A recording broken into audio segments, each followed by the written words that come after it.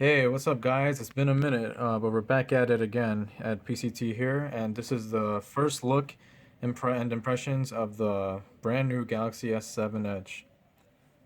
And as you can see, I already have the always on feature enabled. It's actually really useful, and I'll get to that in a bit.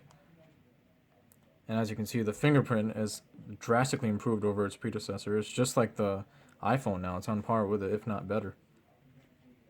All right, so no drastic changes to the UI here. I know that they mentioned at the conference that there's rounded icons now, but it's nothing that impressive or anything worth mentioning. So yeah, for the main part, the UI is the same, and the main update as far as software goes is definitely Marshmallow. Finally we got the main update because Samsung and their slow ass updates, they take forever to increment them. But it finally has Android 6.0, which enables a couple features like Doze, which is my favorite feature of it, and as well as other things like Google Now on tap.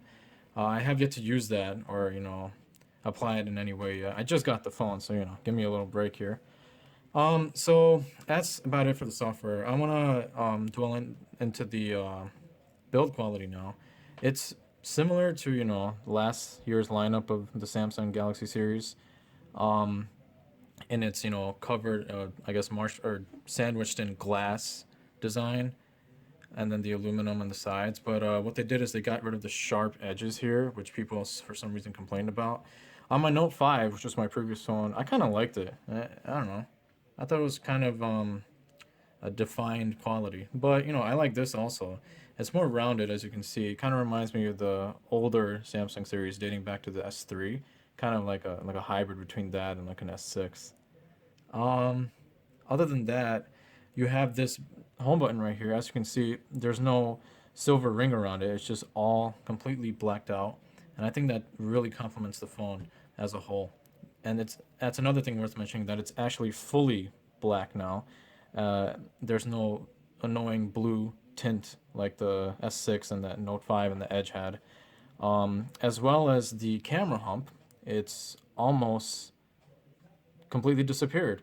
If you compare it to like the Note 5 or the S6, where sits up top a little, it's completely flushed down as well as the home button. So Samsung really did it well in those regards.